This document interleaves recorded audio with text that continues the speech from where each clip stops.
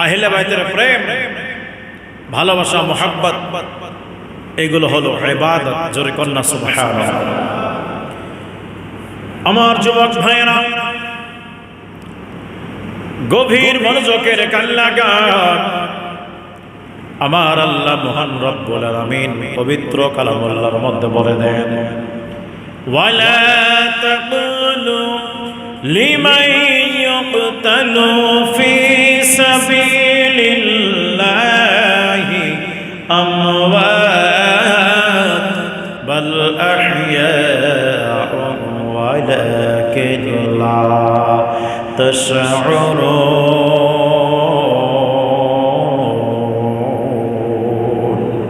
আল্লাহু আকবার বলি। আমার আল্লাহ পাক বলেন, বান্দারা রে, ওয়ালা তাকুলু, তোমরা বলো না, লিমান ইয়ুকতালু, যারা কতল হয়ে যায়, ফি সাবিলিল্লাহ, আমি আল্লাহ পাকের রাস্তায় যারা কতল হয়ে যায় তাদেরকে আমওয়াত, মৃত বলো না, বাল আহইয়া, বরঞ্চ তোমরা বলে দাও তারা জিন্দা জিন্দা, ওয়ালাকিন লা তাশউরুন, কিন্তু তোমাদের অনুভব করার ক্ষমতা নাই। এই জন্য যুবক ভাইয়া আমার, তাহলে আল্লাহর রাস্তায় যারা শাহাদাত বরণ করেন তারা সবাই জিন্দা। আল্লাহ পাক মহান রব্বুল আলামিন কোরআনুল কারীমে দলিল দিয়েছেন, আল্লাহ পাক ঘোষণা করে দিয়েছেন তারা সবাই জিন্দা। আসলে মুর্দা তো তারা, কোরআনুল কারীমের মধ্যে বলা হয়েছে মুর্দা তারা যারা ঈমান আনতে পারে নাই, যারা ঈমান নিয়ে আসতে পারে নাই, তারাই হলো মুর্দা। কারণ বেঁচে থাকার নাম জিন্দা নয়। মাঝে মধ্যে আল্লাহ পাক মহান রব্বুল আলামিন কোরআনুল কারীমের মধ্যে বলে দিয়েছেন জিন্দা মানুষও মুর্দা হয়ে যায়। জিন্দা আছে, চলাফেরা করছে, কথা বলছে, খাওয়া দাওয়া করছে, ওই ব্যক্তি আল্লাহ মুর্দা বলেছে। তার মানে এটা যার অন্তরে ঈমান নাই তারা হলো মুর্দা, যার অন্তরে ঈমান আছে তারা হলো জিন্দা। এই জন্য যুবক ভাইরা, হযরত ইমাম হুসাইন রাদিয়াল্লাহু তাআলা আনহু ওই কারবালার জমিনে, কারবালার জমিনে তাবু লাগার জন্য হযরত সাইয়্যিদা যায়েনব রাদিয়াল্লাহু তাআলা আনহাকে বললেন, যায়েনব রাদিয়াল্লাহু তাআলা আনহা তাবুর জন্য গর্ত খনন করলেন। যেই মাত্র গর্ত খনন করেন, গর্ত থেকে রক্ত প্রবাহিত হয়, গর্ত থেকে রক্ত বের হয়। বোন যায়েনব ডাক দিয়া বলে, ভাইজান, জীবনে অনেক গর্ত করলাম, অনেক গর্ত খনন করলাম, কিন্তু ভাইজান কোন গর্ত থেকে আমি এভাবে রক্ত বের হওয়া দেখি নাই। একজন লোক পাশ দিয়ে যায়, ইমাম হুসাইন ডাক দিয়া বলে, আরে পথিক, একটু দাঁড়াও দাঁড়াও, বলো বলো শুনি, এই জায়গার নামটি কি আছে বলো। যেই মাত্র নাম মোবারক জিগাইলেন, নামখানা জিগাইলেন, ওই ব্যক্তি ডাক দিয়ে বলেন, ও আল্লাহর বান্দা, এই জায়গার নাম হলো কারবালা। এই কারবালার নাম শোনার সাথে সাথে হযরত ইমাম হুসাইন রাদিয়াল্লাহু তাআলা আনহু ডাক দিয়া বললেন, ওরে আমার বোন, ভয় পাইও না, এখন তোমাদের ধৈর্যের পরীক্ষা শুরু হয়ে গেছে, ধৈর্য ধারণ করো। কারণ আমার নানা জান বলেছে যে মাঠে আমি হুসাইন শাহাদাত বরণ করব, ওই জায়গার ওই মাঠের নাম হলো কারবালা। আমার যুবক ভাইরা রে, একটু গভীর মনোযোগের কান লাগান। ইমাম হুসাইন রাদিয়াল্লাহু তাআলা এইবার এই কারবালার জমিনে যখন তাবু লাগাইলেন, ইয়াজিদ বাহিনীর একদিকে তাবু লাগাইলেন, ইয়াজিদ বাহিনীরাও নামাজ পড়ে, হুসাইনে তাবুর মধ্যে নামাজ হয়, আজান হয়, নামাজও হয়। ওই দিকে ইয়াজিদের তাবু তো আজান হয়, নামাজও হয়। আসলে আপনারা বলেন দুই দিকে নামাজ। আমার আল্লাহ কোন নামাজির পক্ষে আছে? আমার আল্লাহ তো হুসাইনি নামাজিদের পক্ষে আছে।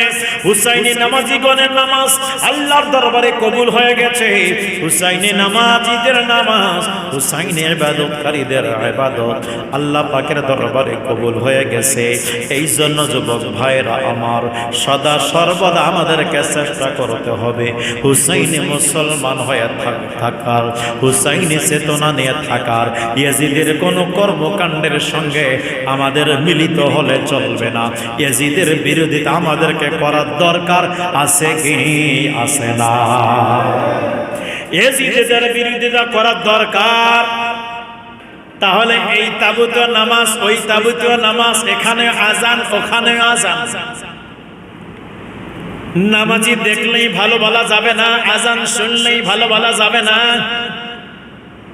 কেন? কেন আমার ইমাম হুসাইন শিক্ষা দিয়েছেন ইয়াজিদের ভিতরে যে কর্মকাণ্ডগুলো ছিল, এক নম্বরে সে শরাব পানকারী, মদখোর ছিল, প্রকাশ্য মদ পান করত, প্রকাশ্য মদ পান করত, নামাজ কাজা করত, ফাসিক ফাজির ছিল, নারীদের নাচ দেখত, নারীদের নাচ দেখতে ভাব পছন্দ করত, নিজের বোনের সঙ্গে বিবাহ দেওয়াটা জায়েজ মনে করত। এরকম করে অসংখ্য হারাম জিনিসের সঙ্গে তার সংস্পর্শ ছিল। অসংখ্য হারাম জিনিসের সাথে ইয়াজিদের সম্পর্ক ছিল। তো বর্তমান ইয়াজিদের সঙ্গে যে সম্পর্কগুলো ছিল, কিছু কিছু সম্পর্ক আজ আমাদের ঘরে চলে আসছে। আমার যুবক ভাইরা, বুঝতে হবে আমাদেরকে। ওই কারবালার ময়দানে ইমাম হুসাইন রাদিয়াল্লাহু তাআলা আনহু শেষ বক্তব্য দিচ্ছেন কারবালার ময়দানে। ইয়াজিদের সামনে গিয়ে হুসাইন বক্তব্য প্রদান করেন। হুসাইন বলে, ইয়াজিদরা, তোমরা তো আমার নানা জানের কালেমা পড়ো, বলো তো বলো আমি কে? বলে, হুসাইন, আমি কার পুত্র? মাওলা আলীর পুত্র। আমি কার নওয়াসা? নবীজির নওয়াসা। আরে আমার নানার নাম তোমরা আজানে নাও, আমার নানাকে তোমরা নামাজে সালাম জানাও। নামাজের ভিতরে নবীর আমার নানা জানের আল আওলাদের উপরে তোমরা দুরূদ পাঠাও। আরে তোমরা কেমনি পারলা এই কারবালার ময়দানে আমি হুসাইন এবং আমার আল আওলাদের জন্য, আমার সফর সঙ্গীগণের জন্য পানি বন্ধ করতে? কেমনে তোরা পারলা? আরে তোরা কি জানত না রে, আমি যখন আমার আম্মা জান সাইয়্যিদা খাতুন জান্নাতের কোল মোবারকে কান্না করতাম, আমার নানা জান তাড়াতাড়ি বাসায় চলে আসতেন, এসে বলতেন, ফাতেমা, ও আমার ফাতেমা রে, শোনো শোনো শোনো, আমার হুসাইনকে তোমার কোলের মধ্যে কাঁদাইও না। আমার হুসাইন যদি তোমার কোলের মধ্যে কান্না করি, আমার হুসাইনের কান্নাটা গিয়ে আমি রাসূলের কলিজার মধ্যে আঘাত করে, আমি নবী কষ্ট পাই, আমি রাসূল পাকের কষ্ট হয়। ওরে আমার ফাতেমা, আমার হুসাইনকে কান্না করাইও না। ওরে ইয়াজিদিরা রে, আমি ওই হুসাইন, সেই হুসাইন মায়ের কোলে কান্না করলে আমার নানা কষ্ট পাইতো রে। আমি ওই হুসাইন, আমার নানার কাঁধ মোবারকে বহন করতাম, বহন হইতাম, আমার নানা জানের পিঠ মোবারকে বসতাম, আমার জন্য আমার নানা জান সিজদা লম্বা করে দিত। ওরে আমার ইয়াজিদিরা, আমি ওই হুসাইন, যেই হুসাইনের জন্য রাসূল পাক কান্না করতেন, আমি হুসাইন যখন ক্ষুধার জ্বালায় কাতরাইতাম, কান্না যখন করতাম, আমার নানা জান যুদ্ধের ময়দান থেকে যখন আসতেন, আসার পরে বাসা যাইতেন না, বাসা না গিয়ে আমি আমার ভাই হাসান এবং আমি হুসাইনকে দেখার জন্য ছুটে চলে আসতো। এসে দেখতো আমরা কান্না করছি, আমার নানা জান জিগাইল, ফাতেমা, তারা কেন কান্না করে? কি কারণে কান্না করে, বলো না বলো। বলে আব্বা জান তারা খাওয়া নাই, খাওয়ার খোদার জ্বালায় কান্না করে। যেই মাত্র খোদার কথা শুনছো আমার নানা জান নিজের বুক মুবারকে টেনে নিয়ে নিজের জিহ্বা মোবারক আমাদের মুখের মধ্যে দিয়ে দিতেন আর বলতেন হাসান তৃপ্তি সহকারে শোষণ করো। ওরে আমার কলিজার টুকরা হুসাইন তৃপ্তি সহকারে শোষণ করো। ওরে জানো জানো আমাদের পিপাসা বলো, আমাদের ক্ষুধা বলো, আমাদের যন্ত্রণা বলো, আমাদের কান্না বলো, আমাদের কষ্ট বলো, সব কিছু আমার নানা জানের জিহ্বা মোবারক শোষণ করে আমরা দূর করে দিতাম, আমরা দূর করে দিতাম। নানা জানের জিহ্বা মোবারক শোষণ করার কারণে আমার আল্লাহ পাক মহান রব্বুল আলামিন আমাদের ক্ষুধার জ্বালাগুলো দূর করে দিত, পানির পিপাসাগুলো দূর করে দিত। আরে তোমরা ওই হুসাইনের জন্য পানি বন্ধ করেছো, একবার চিন্তা করে দেখো না, দেখো আমার নানা যদি না হইতো তাহলে পানিও হতো না, আমার নানা যদি না হইতো রে তাহলে কুল কায়নাত হইতো না, আমার নানা যদি না হইতো তাহলে কিছুই সৃষ্টি হতো না। ওই হুসাইনের জন্য তোমরা কেমনে পানি বন্ধ করলা? এ তোমাদের মধ্যে কেউ আসেনি আসেনি আওলাদ রাসূলের পক্ষ হয়ে জান্নাতের হকদার হয়ে যাবে? তোমাদের মধ্যে কেউ আসেনি আসে রে? বলো বলো আওলাদ রাসূলের প্রেমে জীবন দিয়ে আমার নানা জানের সামনে দাঁড়াবে? তোমাদের সামনে কেউ কাছে আসেনি কেউ রে? আওলাদ রাসূলের প্রেমিক কেউ আসেনি? হুর বিন ইয়াজিদ ওখানে ছিল, হুর ডাক দিয়া বলল হুসাইন আছে আছে আমি আছি, আমি আর ইয়াজিদের পক্ষে নাই নাই, যদি আমি মারাও যাই তো আপনার প্রেম নিয়ে মারা যাব, যদি আমি বেঁচে যাই তো আপনার প্রেম নিয়ে বেঁচে যাব। আমার যুবক ভাইয়েরা হুর ওই জায়গায় আওলাদের রাসূলের মুহাব্বত প্রমাণ করে দিয়ে ঘোড়াকে একটা চাবুক মেরে তাড়াতাড়ি ইয়াজিদের সৈন্যতকে বের হয়ে হুসাইনের দলের মধ্যে প্রবেশ করেছে। হুর ডাক দিয়ে বলে তোমরা কি আমাকে চিনো? আরে এতক্ষণ তোমাদের পক্ষে ছিল বুঝি নাই, কিন্তু এখন বুঝতে পারলাম আওলাদ রাসূলের সামনে যদি গোস্তাকি করি কিয়ামতের ময়দানে নবীর সামনে কি মুখ নিয়ে দাঁড়াবো? আওলাদ রাসূলকে যদি কষ্ট দিয়ে দেই কিয়ামতের ময়দানে কিভাবে দাঁড়াবো? কিভাবে আমার রাসূল পাকের শাফাআত কামনা করব? রাস্তা বন্ধ হয়ে যাবে।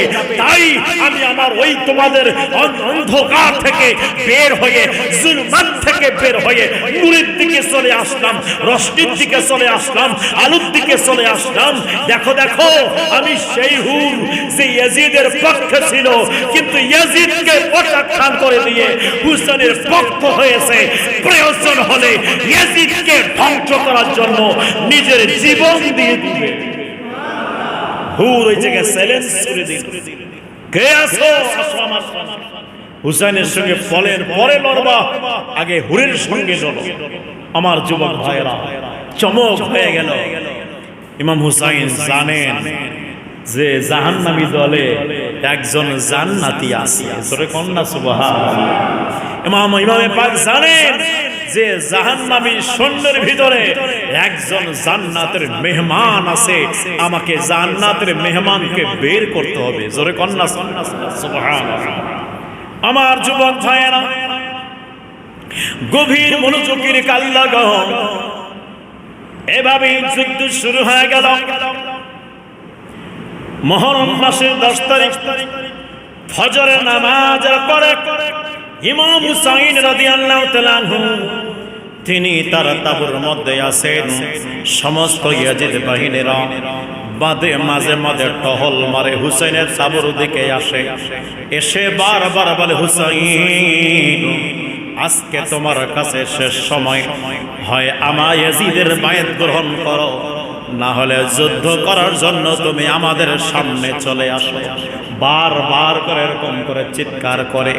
কিন্তু আগের রাতে অর্থাৎ আজকের রাতে 9 তারিখ দিবাগত রাতে ইমাম হুসাইন রাদিয়াল্লাহু তাআলা আনহু ওনার পরিবার পরিজন সকলকে ডাক দিলেন, সবর সঙ্গীগণকে ডাক দিলেন, ডাক দিয়ে বললেন ওরে আমার সবর সঙ্গীরাও, তোমরা জানো আমি হুসাইনের রক্তের পিপাসু ইয়াজিদরা আছে, ইয়াজিদরা আমার রক্ত দ্বারা রক্ত ছাড়া কিছু বুঝবে না।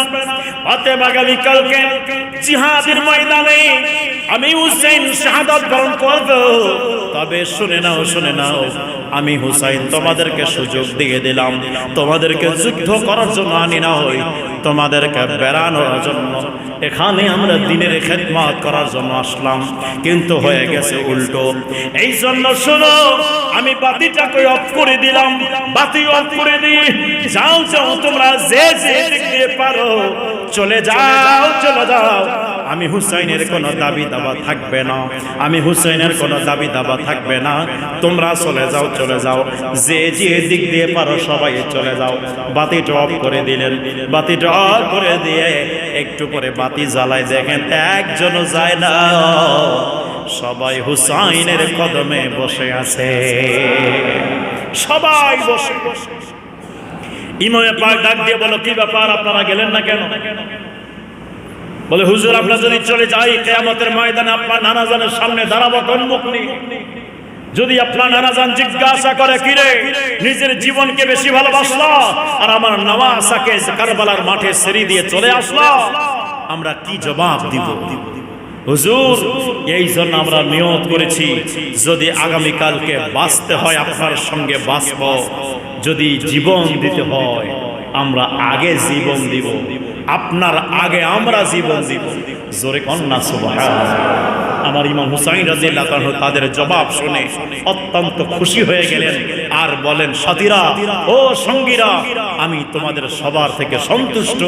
তবে যাও, আজকের রাতটা তোমাদের জীবনে হয়তো শেষ রাত হতে পারে, আগামীতে আর রাত তোমাদের নসিবে নাও আসতে পারে। তোমরা শেষ রাতের মতো আল্লাহ পাকের ইবাদত রিয়াজত করো, একটু বিশ্রাম করো। আগামীকালকে আমাদের কঠিন পরীক্ষার সম্মুখীন আমরা হব। আগামীকালকের দিন হলো আমাদের জন্য ধৈর্যের দিন। জোরে কন্যা সুবহানাল্লাহ। এইভাবে বলে সবাইকে তারাই দিলেন, নিজ নিজ তাঁবুর মধ্যে পাঠাই দিলেন। পাঠাই দেওয়ার পরে আমার ইমামের পাক নিজে আজকের রাতে আমার ইমামের পাক নিজে কোরআনটা নিয়ে বসে গেলেন। কোরআন পড়তেছেন, কোরআন পড়তে একটু ঘুমের আলসা চলে আসলো, ঘুমের ভাব চলে আসলো। যেই মাত্র ঘুমের ভাব চলে আসলো, কোরআনটা রেখে একটু হালান দিয়ে ঘুমায় গিয়েছে। ঘুমন্ত অবস্থায় স্বপ্ন দেখি ওনার নানাজান মদিনার জমিন থেকে কারবালার ময়দানে তাশরীফ এনেছে। মদিনার জমিন থেকে কারবালার ময়দানে আমার মায়ের নবীজি আগমন করে আমার রাসূল পাক সাল্লাল্লাহু তাআলা আলাইহি ওয়াসাল্লাম ইমাম হুসাইন রাদিয়াল্লাহু তাআলা আনহুকে বুকের মধ্যে জড়িয়ে নিলেন। বুক মোবারকে নেওয়ার পরে আমার মায়ের নবী ইমাম হুসাইন রাদিয়াল্লাহু তাআলা আনহুর পিঠ মোবারকে আস্তে আস্তে করে হাত বোলাচ্ছেন আর বলছেন, হুসাইন, ও আমার হুসাইন শোনো, তোমার সঙ্গে যা যা ঘটনা ঘটতেছে আমি রাসূল এটা মনে করো না আমি বেখবর, আমি নবী সব কিছু জানি। আল্লাহর কাছে দোয়া করে, আল্লাহ আমার কলিজার টুকরা নওয়াসাকে শক্তি দাও, ধৈর্য দান করার তৌফিক দান করে দাও, ধৈর্যশীল বানাও, ধৈর্য ধারণ যেন করতে পারে। আল্লাহ বারবার দোয়া করেছে, আল্লাহ আমার নওয়াসাকে ধৈর্য ধারণ করার তৌফিক দান করে দাও, আমার নওয়াসাকে ধৈর্যশীল বানাইয়া দাও। একটা বার দোয়া করে নাই, আল্লাহ কারবালার ময়দান থেকে আমার হুসাইনকে বাঁচাও, একটা বার দোয়া করেন নাই। আমার নবী যদি দোয়া করতেন কারবালার ময়দানে ইমাম হুসাইন শহীদ হতো না। নবী যদি দোয়া করতেন, আল্লাহ কারবালার ময়দানে আমার হুসাইন রক্ষা করো, আমার ইমাম হুসাইন রাদিয়াল্লাহু তাআলা আনহু শাহাদাত বরণ করতেন না। কেন করেন নাই দোয়া? বাঁচানোর দোয়া করেন নাই, ধৈর্যের দোয়া করেছে। কারণ আমার নবী জানে এটাই ইসলাম, হুসাইনের শহীদের মধ্যে ইসলাম জিন্দা হবে। আর হুসাইনের রক্ত মোবারকের ওসিলায় কোটি কোটি কোটি কোটি জাহান্নামীকে বের করে আমার আল্লাহ জান্নাত দান করবে। জোরে কন্যা সুবহানাল্লাহ। নবী জানেন যে হুসাইন রাদিয়াল্লাহু তাআলা রক্ত মোবারকের দাম কত আছে। এভাবে দোয়া করলেন, দোয়া করে চলে গেলেন। ফজরের নামাজ শেষ হলো, ফজরের নামাজ শেষ করে সব সাথীদের সঙ্গে আবার কথা বললেন, সাথীরা আজকে আমার নানা জানের সঙ্গে আমার সাক্ষাৎ হয়েছে, আমার নানা জানের সঙ্গে দেখা হয়েছে, আমার নানা জান আমাদের সঙ্গে যা যা ঘটবে আমার নানা জান সবকিছু দেখছেন, সবকিছু জানেন। জোরে কন্যা সুবহানাল্লাহ। রে আমার সাথীরা, সবাই তোরা অটল থাকো, হকের জন্য আমরা জীবন দিব, হাত দিব। আবার স্ট্রং করলেন সবাইকে, ঐতিহাসিক ভাষণ দিলেন, সাথীদেরকে নিয়ে স্ট্রং করলেন, সকলকে মজবুত করলেন। 4 দিনের পিপাসু সবাই কাতর। এই অবস্থায় ইমাম হুসাইন রাদিয়াল্লাহু আনহু ইশকে রাসূলের জজবা দিয়ে, দ্বীনের জন্য কুরবানির দিক থেকে দিয়ে বক্তব্য দিলেন, নিজের সাথীদেরকে সকলকে স্ট্রং করে তুললেন। বাস সবাই মজবুত হয়ে গেল। এবার সমস্ত ওনার সফর সঙ্গী, ওনার শুভাকাঙ্ক্ষীগণ, ওনার বন্ধুগণ যারা, এনারা সকলে আসলো, এসে বলল, এনারা সকলে এসে বলল, ইয়া হুসাইন হুজুর, বাস অনুমতি দেন, আমরা আগে যাই, আমরা আগে যেতে চাই। এইভাবে যখন বললেন, ইমাম হুসাইন রাদিয়াল্লাহু তাআলা আনহু কারবালার ময়দানে এক এক করে সকল সাথীগণকে বিদায় দিয়ে দিলেন। সকল সাথীগণ চলে গেলেন কারবালার ময়দানে। এজিদের সৈন্যরা আক্রমণ করলো, অনেক সৈন্যদেরকে জাহান্নাম পাঠাই দিয়ে এক এক করে আস্তে আস্তে করে এনারা সকলেই শাহাদাতের শরবত পান করলেন, শাহাদাত বরণ করলেন। সবার আজমত মর্যাদা আমার আল্লাহ বুলন্দ করে দিল। আমার যুবক ভাইয়েরা, গভীর মনোযোগের কান লাগান। হযরতে আব্বাস আলামদার রাদিয়াল্লাহু তাআলা আনহু, ইমাম হুসাইন রাদিয়াল্লাহু তাআলা আনহু সৎ ভাই হযরতে আব্বাস আলামদার রাদিয়াল্লাহু তাআলা আনহু, তিনি ওই ঘরের মধ্যে দেখলেন, তাঁবুর মধ্যে দেখলেন হযরতে আলী আসগর 6 মাসের বাচ্চা, পানির অভাবে জিহ্বাটা বের হয়ে গেছে, চোখগুলো বন্ধ হয়ে গেছে, চোখ খুলে দেখতে পারে না, কান্না করে চোখ থেকে পানি ঝরে না, কান্না করে আওয়াজ হয় না। ইমাম হুসাইন রাদিয়াল্লাহু তাআলা আনহু আহলিয়া, তিনি ডাক দিয়া বললেন, হুসাইন,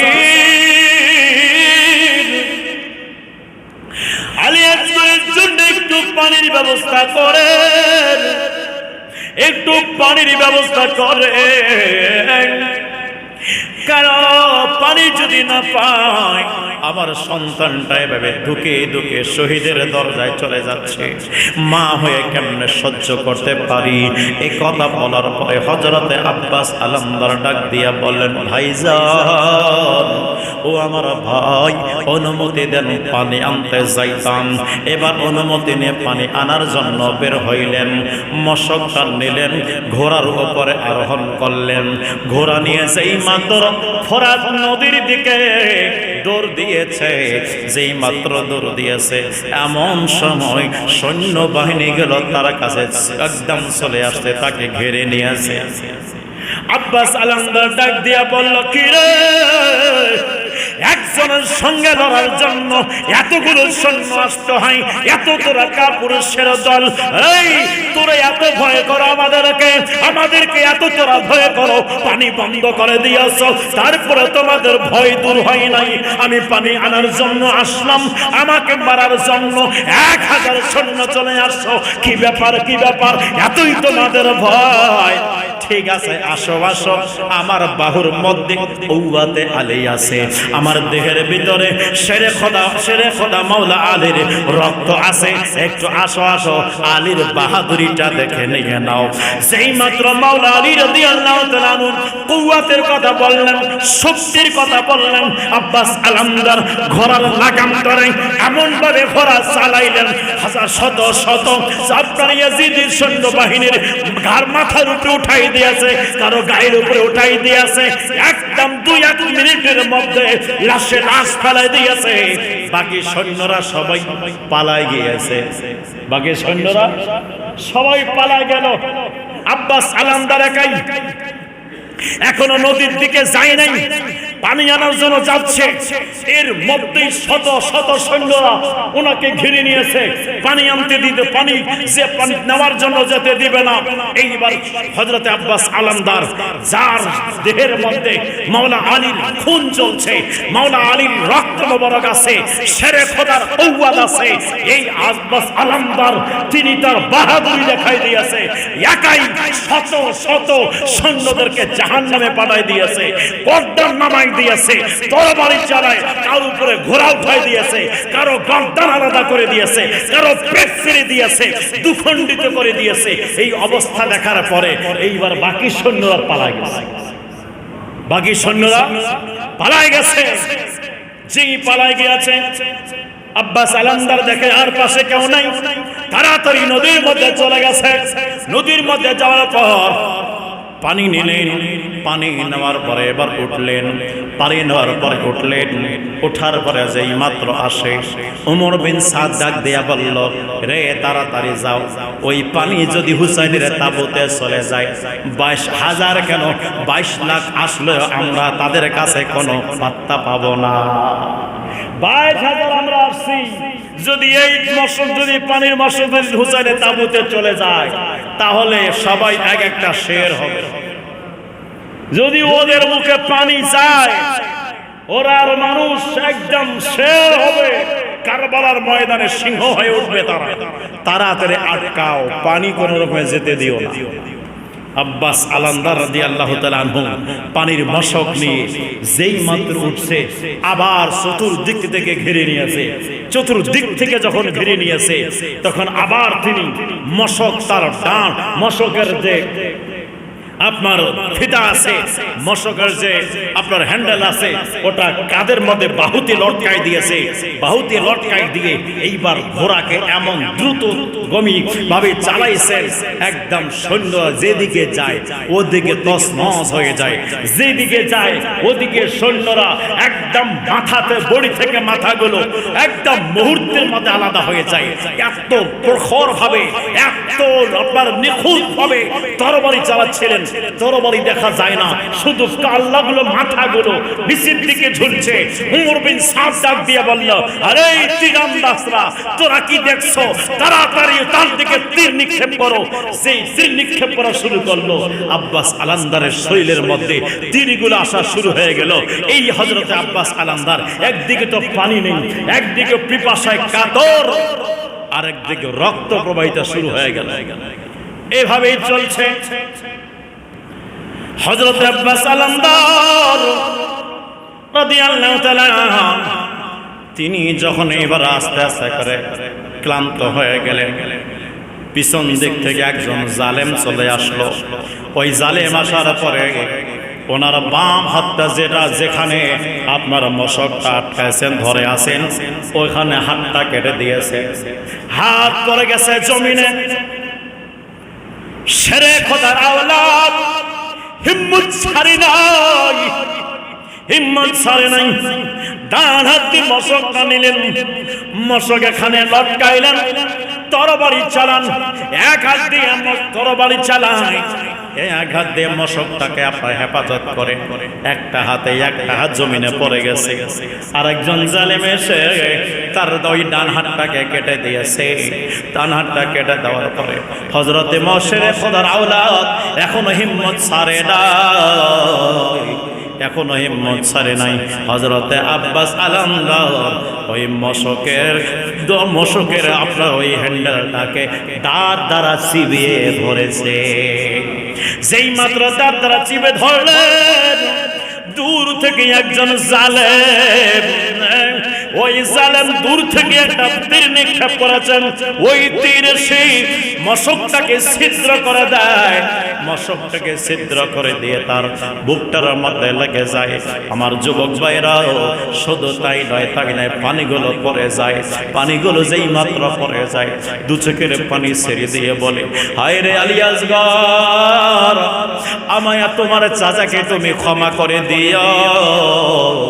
শত চেষ্টা করার পানি আনতে পারলাম না। এভাবেই তিনি ক্রোধন করেছেন, আফসোস করে পানি নিয়ে যেতে পারলেন না। ইন দি মিন টাইমে একজন জালেমের হাতে হাতুড়ি ছিল, হাতুড়ি। ওই হাতুড়ি দ্বারা আব্বাস আলামদারি মাথার মধ্যে একটা আঘাত করেছে। যেই মাত্র আঘাত করেছে, ইয়া আখি আদিরিকনি, ও আমার ভাই হুসাইন, আমাকে ধরে ধরে এরকম করে চিৎকার মারছে, ও ভাই হুসাইন আমাকে ধরেন। যেই মাত্র মাথার মধ্যে আঘাত করেছে, তিনি জ্ঞানটা হারায় ফেলছে, জ্ঞান হারায় ফেলছে। ইমাম হুসাইন রাদিয়াল্লাহু তাআলা আনহু তাবুর ওখান থেকে দেখছে ভাই ঘোড়া থেকে পড়ে যায়, ভাই ঘোড়া থেকে পড়ে যায়। যেই মাত্র ঘোড়া থেকে পড়ে গেছে, ইমাম হুসাইন রাদিয়াল্লাহু তাআলা আনহু আস্তে আস্তে আস্তে আস্তে একজন জালেম তার গর্দানের মধ্যে তরবারি চালাই দিয়েছে, দেহ থেকে তার মাথাটা আলাদা করে দেয়। ইমাম হুসাইন রাদিয়াল্লাহু তাআলা এসে ওই দেহটাকে বুকের মধ্যে জড়িয়ে নিল, জড়িয়ে নিয়ে বলে, আরে আমার ভাই, এই জন্য তোমাকে বলেছিলাম ওই জালেমরা কোনোদিন পানি দিবে না, তারপরে তুমি শুনলা না, তারপরে তুমি চলে আসলা। ইমাম হুসাইন রাদিয়াল্লাহু তাআলা এভাবে বললেন, বলে আমার জিয়া, তুমি যে আমার কাছে শক্তিশালী ছিল, আমার মনে করো কোমর যেভাবে আমার কাছে আমার মাজা, আমার কোমর আমাকে শক্তি দেয়, সেভাবে তুমি আমার কাছে আমার মাজার মতো ছিল, এত আমার কাছে ছিল। ওরে ভাই, তুমি তো চলে গেল, এখন আমি একটু নরমাল হয়ে গেলাম। ইমাম হুসাইন রাদিয়াল্লাহু তাআলা এইবার তাবুর মধ্যে গেলেন। তাবুর মধ্যে এসে দেখছে হযরতে আলী আকবর একদম যুদ্ধের পোশাক পরিধান করে তরবারি হাতে নিয়ে আসে। বলে, আব্বাজান অনুমতি দেন আমাকে জিহাদের ময়দানে যাওয়া। হযরতে আলী আকবর 18 বছর বয়স, 18 বছরের যুবক। তার কণ্ঠটা আমার নবীর কণ্ঠস্বরের মতো লাগতো। তার আওয়াজ যখন শোনা যাইতো, মনে হয় আমার নবী কালাম করেছে, আমার রাসূল কথা বলছে। তার কণ্ঠের সঙ্গে আমার রাসূল পাকের কণ্ঠ মোবারকের অনেকটাই মিল ছিল। হযরতে আকবর আলী আকবর রাদিয়াল্লাহু তাআলা আনহু আমার ইমামে পাকের কদমে বলে, আব্বাজান অনুমতি দিয়ে দেন, আমি জিহাদের ময়দানে চলে যাব। আমি জিহাদের ময়দানে যাইতাম আব্বাজান। হযরত ইমাম হুসাইন রাদিয়াল্লাহু তাআলা আনহু ওনার সন্তান আলী আসগরকে কোলে নিয়ে বুকের মধ্যে জড়িয়ে ধরে বলে, ভাই বাবা রে, আমি তো তোমাকে জিহাদের ময়দানে শহীদ হওয়ার জন্য নিয়ে আসি নাই রে বাবা, তোমাদেরকে নিয়ে আসলাম বড় ইচ্ছা করে। এই গুফার মধ্যে, এই ইরাকের মধ্যে আমরা সবাই দিনের কাজ করে, এখানে আমরা দিনের কাজ করব, এখানে আমরা থেকে যাব। বড্ড আশা আকাঙ্ক্ষা নিয়ে আসলাম, কিন্তু এখন কি হচ্ছে রে বাবা জানি না। বলো বলো রে বাবা, তোমাকে আমি কেমনে বিদায় দিতে পারি? হযরত আলী আকবর ডাক দিয়ে বলে, আব্বাজান আমি চাই না আপনার পরে দুনিয়াতে বেঁচে থাকতে, আমি এই কষ্ট নিয়ে থাকতে পারতাম না, তাই আমাকে অনুমতি দেন, আমি চলে যাব জিহাদের ময়দানে। ওই জিহাদের ময়দানে গিয়ে ও আমার আব্বাজান, আমি আপনার নানা জানের হাত মোবারকে হাউজে কাউসার পান করব, আমার দাদা জানের হাত মোবারকে হাউজে কাউসার পান করব। আব্বাজান অনুমতি দিয়ে দেন। আমার যুবক ভাইরা, হযরত ইমাম হুসাইন রাদিয়াল্লাহু তাআলা আনহু নিজের সন্তানকে সুন্দর করে আদর করলেন, কপালের মধ্যে চুমু দিচ্ছে। একবার চিন্তা করে দেখো, বাস্তব কারবালার মধ্যে নিজেকে হাজির করেন, আর কাল্পনিকভাবে চিন্তা করেন একজন বাবা তার সন্তানকে বিদায় দিচ্ছে জিহাদের ময়দানে যাবার জন্য। বাবা জানে যাবে তো আর ফিরে আসবে না, এটা জানার সত্ত্বেও কেমন অবস্থা ছিল, কেমন প্রেক্ষাপট ছিল, কেমন পরিস্থিতি ছিল, এই অবস্থায় হযরতে আলী আকবরকে বিদায় দিয়ে দিলেন। হযরতে আলী আকবর রাদিয়াল্লাহু তাআলা আনহু ঘোড়ার মধ্যে আরোহণ করে তিনি যাইতেছেন। যে কাফের আপনার ওই ইয়াজিদের সৈন্যদেরকে আহ্বান করলেন, ওরে ইয়াজিদের সৈন্যরা কে আসো, আজ তোমাদের সামনে দেখো আমি কে। বলে, তুমি আলী আকবর? বলে, আমি শুধু আলী আকবর না, আমার দেহের মধ্যে শেরে খোদার রক্ত প্রবাহিত হয়েছে, আমার মধ্যে কুওয়াতের শেরে খোদা আছে। আসো, আমি শেরে খোদার আওলাদ, আমি হুসাইনের আওলাদ, আমি রাসূল পাকের আওলাদ। তোমাদের সামনে এসেছি, তোমাদের কার বুকের সাহস আছে আমার সামনে এসে যুদ্ধ করো? এইভাবে দাপটের সাথে কথা বলছেন আলী আকবর রাদিয়াল্লাহু তাআলা আনহু। 18 বছরের যুবক এইরকম দাপট দিয়ে কথা বলছে, কার ক্ষমতা আছে? আসো, আমার সঙ্গে লড়ো। একটা এজিদও ভয় আসে না, একটা এজিদও আসতেছে না। ইন দি মিন টাইমে যখন দেখলেন তোরা আসবে না, ঠিক আছে আমি যাচ্ছি, তাহলে তোরা যখন আসবে না আমি যাচ্ছি। হযরতে আব্বাস হযরতে আলী আকবর রাদিয়াল্লাহু তাআলা আনহু বললেন, ঠিক আছে তোমরা যখন আসতেছো না আমি যাচ্ছি তোমাদের কাছে। ঘোড়াকে এত দ্রুত গতিতে চালাই দিয়ে তাদের দলে ঢুকে গেছেন, তাদের সৈন্যদের ভিতরে ঢুকে গিয়ে সেই দিক দিয়ে গেছে আলী আকবর নিস্তানাবুদ করে দিয়েছে। শত শত সৈন্যদেরকে একদম জাহান্নামে পাঠাই দিয়ে ওখান থেকে বের হয়ে আব্বাজান বলে ডাকতে ডাকতে চলে গেছে। আব্বাজান ইমাম হুসাইন রাদিয়াল্লাহু তাআলা আনহু যেই মাত্র সন্তানের আওয়াজ শ্রবণ করছেন, কি ব্যাপার আমার আলী আকবরের আওয়াজ কেন? এসে দেখছেন আলী আকবর আসতেছে। কি বাবা, কি ব্যাপার, কেন আসলা? বলে আব্বাজান খোদার কসম করে বলছি, আল্লাহি বিল্লাহি তাআলা, আল্লাহর শপথ করে বলছি, যদি একটু পানি পান করাতে পারেন যতগুলো সৈন্য আছে একটাকে জিন্দা রাখবো না, সবাইকে জাহান্নামে পাঠাই দেব। জোরে কন্যা সুবহান। হযরত আলী আকবর রাদিয়াল্লাহু তাআলা আনহু বাবার কাছে আসলেন। বাবার কাছে আসার পরে বলে, আব্বাজান পানি যদি পান করাইতে পারেন তাহলে একটা সৈন্য রাখতাম না। হযরতে ইমাম হুসাইন রাদিয়াল্লাহু তাআলা আনহু ডাক দিয়ে বলেন, বাবা এদিকে আসো। যখন তুমি চলে আসছো পানি তো নাই, যদি পানি থাকতো তোমার ছোট ভাই আলী আসগরের জিহ্বাটা বের হতো না। যদি পানি থাকতো তোমার বোন সাকিনা পানির কষ্টের কারণে কাতরাইতো না। যদি পানি থাকতো তাহলে তোমাকে পানি পান না করাইয়া জিহাদের ময়দানে পাঠাইতাম না। পানি তো নেই, যেহেতু আসছো আসো। আব্বাজান কি খাওয়াবেন? বলে, বাবা মুখটা হা করো। মুখটা হা করলেন, জিহ্বাটা ঢুকাই দিলেন, বলে একটু চুষো চুষো চুষো। আব্বাজান কেন জিহ্বা দিয়েছেন?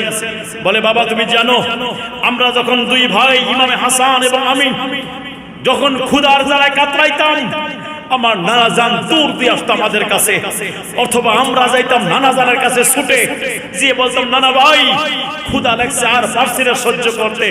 সাথে সাথে আমার নানা জিহ্বা মোবারকটা বের করে আমাদের মুখের মধ্যে ঢুকাই দিত। আমরা ইচ্ছা করে চুষে নিতাম, মন ভরে চুষতাম। তো এই জিহ্বার মধ্যে আমার নানার জিহ্বা মোবারকের স্বাদ আছে, এই জিহ্বাটা তুমি চুষে যাও, একটু তুমি শান্তি পাবা। জোরে কন্যা সুবহানাল্লাহ।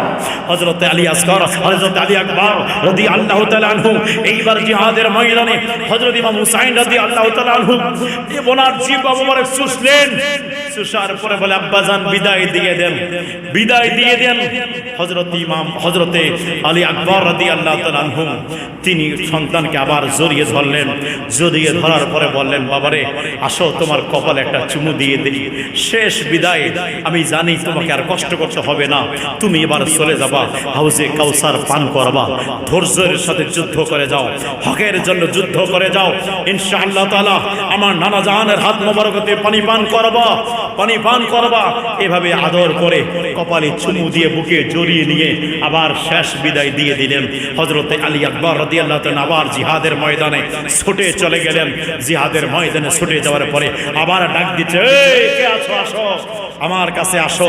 এইবার তখন উমর বিন সাদ তিনি দেখলেন ফিরে ওদের সৈন্যদেরকে উস্কানি দিচ্ছে, এই একটা মাত্র পলা, এই একটা যুবক তোমাদের সবাইকে কাবু করছে, তোমরা কি কাপুরুষ হয়ে গেছো? তোমরা কি তার সামনে কেন যাচ্ছ না? তোরা কি ভয় পাচ্ছ? আরে তোমরা কি মায়ের দুধ খাও নাই? তোমাদের গায়ে কি, তোমাদের গায়ে কি বল নাই? তোমাদের কি শক্তি নাই? তোমাদের বংশের কি মর্যাদা নাই? তোমাদের কি দাপট নাই? তোমাদের কি রাগ নাই? তোমরা একটা যুবককে থেকে ভয়ে পালায়ন করছো, কারণটা কি? যাও যাও তাড়াতাড়ি যাও। আবার পাঠাই দিলেন কি হযরত আলী আকবর আবার সিংহের মতো গর্জন করে সেই মাত্র লাফিয়ে পড়লেন, মনে হয় খোদার গজব তার উপরে পতিত হয়ে গেছে। ইয়াজিদ বাহিনীর উপরে, সৈন্যদের উপরে খোদার লানত বর্ষণ হচ্ছে। আবার তিনি শত শত সৈন্যদেরকে নেস্তানাবুদ করে দিচ্ছে। আমার যুবক ভাইরা, তখন ইবনে সাদ বলল, আপনার ওমর বিন সাদ বলল, এ তাড়াতাড়ি তাড়াতাড়ি জি আপনার তীরন্দাজকে ডাক দাও, তাড়াতাড়ি তীর মারো, তাড়াতাড়ি তীর মারো। এইভাবেই তারা ইমাম হুসাইন রাদিয়াল্লাহু তাআলা সরি পরিবার পরিজন সৈন্যদেরকে তীর দ্বারা তারা কাবু করেছিল। তীর বৃষ্টির মতো বর্ষণ করাচ্ছিল, তীর চতুর্দিক থেকে আসতেছিল। আমার যুবক ভাইরা, হযরতে আলী আকবর রাদিয়াল্লাহু তাআলা যুদ্ধ করতে করতে ক্ষত বিক্ষত হয়ে গেছে, নিজে আপনার শরীর থেকে রক্ত মোবারকগুলো ঝরে গিয়েছে, ক্লান্ত হয়ে গেছে। অবশেষে ঘোড়া থেকে একদম জমিনে কারবালার ময়দান তাশরীফ নিয়ে আসে। তাশরীফ নিয়ে আসার সময় আদরিকনি আবি, আদরিকনি আবি, আব্বা জান আমাকে ধরুন, আব্বা জান আমাকে ধরুন, আব্বা জান আমাকে ধরুন, এভাবে বলছে। এভাবে বলতে বলতে ইমাম হুসাইন রাদিয়াল্লাহু তাআলা আনহু কারবালার তাঁবু থেকে বের হয়ে দেখছেন হযরতে আলী আকবর কারবালার জমিনের মধ্যে শুয়ে পড়েছে। ইমদিমিন টাইমে একজন জালেম এসে তার দেহ থেকে মাথাটাকে আলাদা করে দিয়েছে। এক চিন্তা করার দরকার, হুসাইন তো ওই হুসাইন যেই হুসাইনের চোখ মোবারকে নিজের সফর সঙ্গীগণ শহীদ হতে দেখেছেন। হুসাইন তো ওই হুসাইন যেই হুসাইন নিজের চোখ মোবারকে আলী আকবরকে শহীদ হতে দেখেছেন। হুসাইন তো ওই হুসাইন যে হুসাইন নিজের চোখ মোবারকে দুইজন ভাগিনাকে শহীদ হতে দেখেছেন। হুসাইন তো ওই হুসাইন নিজের চোখ মোবারকে আপনারা সব ভাইকে শহীদ হতে দেখেছেন। আমার যুবক ভাইরা, এত কিছু দেখার পরেও ইমাম হুসাইন রাদিয়াল্লাহু তাআলা স্ট্রং হয়ে আছেন, একদম অটল হয়ে আছেন। ওই সময় পর্যন্ত একবারও তিনি দুর্বল হয় নাই যে আমি হাত দিয়ে দেই না, জীবন দিয়ে দিব, পরিবার দিয়ে দেব, সবকিছু দিয়ে দিব, ইয়াজিদকে আমি কোনোদিন সমর্থন করতে পারি না, পারি না, পারি না। ঠিক কিনা বলেন? আসতে হলে ইয়াজিদের কর্মকাণ্ড আমাদের মধ্যে ঢুকে গিয়েছে। ঢোল ইয়াজিদরা বাজাইছিল। যত মোল্লা মৌলবি আছে সবাইকে একটাই প্রশ্ন করবেন, আজকে যারা ঢোল বাজাচ্ছে তাদেরকে একটাই কথা বলবেন, আমার শুধু একটা প্রশ্নের উত্তর দাও। কারবালার ময়দানে ঢোল বাজাচ্ছিল, কারবালার ময়দানে ঢোল বাজতেছিল। আমি এখন বলতে চাই, তুমি বলো কারবালার ময়দানের ঢোলটা কে বাজিয়েছিল? কারবালার ময়দানে ঢোলটা কে বাজাইছিল? একজন হুজুর, একজন মৌলবি, একজন ইমাম, একজন খতিব। সে যদি হক কথা বলা হয় কোনোদিন বলতে পারবে না ওই ঢোল ইমাম হুসাইনের খানদানের কেউ বাজাইছে। না না না, এই ঢোলটা ইয়াজিদরা বাজাইছে। ইতিহাস সাক্ষী। আপনি জিজ্ঞাসা করে দেখেন, কারবালার ময়দানে ঢোল বাজাচ্ছে, দামেস্কে ঢোল বাজতেছে, সিরিয়াতে ঢোল বাজতেছে, কুফাতে ঢোল বাজতেছে। কে বাজাচ্ছে? বাজানেওয়ালা কারা ছিল? আজ কারা ঢোল বাজাচ্ছে? ওই সময় কারা বাজাচ্ছিল, আজকে কারা বাজায়? এই প্রশ্নটা আমি ছেড়ে দিলাম আপনাদের কাছে। একটু জিজ্ঞাসা করবেন আপনাদের বড় বড় হুজুরদেরকে, জিজ্ঞাসা করিয়েন যে কারবালার দিনেও তো ঢোল বাজতেছিল, কিন্তু বাজানেওয়ালা কারা ছিল? বাস আজকে কমসে কম আপনারা যারা কোরআন শরীফ পড়তে পারেন একটু কোরআন শরীফ পড়বেন, দুরূদ শরীফ পড়বেন। 4 রাকাত নামাজ পড়ে মসজিদ থেকে বাসায় যাবেন। 4 রাকাত নামাজ। কয় রাকাত? 4 রাকাত নামাজ পড়বেন। সূরা ফাতিহার সাথে সূরা ইখলাস 11 বার। সূরা ফাতিহার সাথে সূরা ইখলাস 11 বার প্রত্যেক রাকাতে। এই 4 রাকাত নামাজ এভাবে পড়বেন, পরে দোয়া করে জীবনের গুনাহ থেকে তওবা করে আল্লাহর কাছে মাফ চেয়ে ইমাম হুসাইনের ভালোবাসা মোহাব্বত আমাদের অন্তরে আল্লাহ দান করুক, অরিজিনালে আওলাদ রাসূলের প্রেমিক বানাক। সকলে বলে আমিন। আল্লাহ পাক আমাদের সকলের আকীদাকে মজবুত করুক। এবং দুনিয়াবী সমস্ত বাতিল ফেরকা থেকে, দুনিয়াবী সমস্ত নাজায়েজ কর্মকাণ্ড থেকে আল্লাহ পাক আমাদেরকে হেফাজত করুক। সকলে বলি আমিন। আসুন নবীর মুহাব্বতে আমরা সকলেই সালাতু ইসলামে দাঁড়াই যাই। ইয়া নবী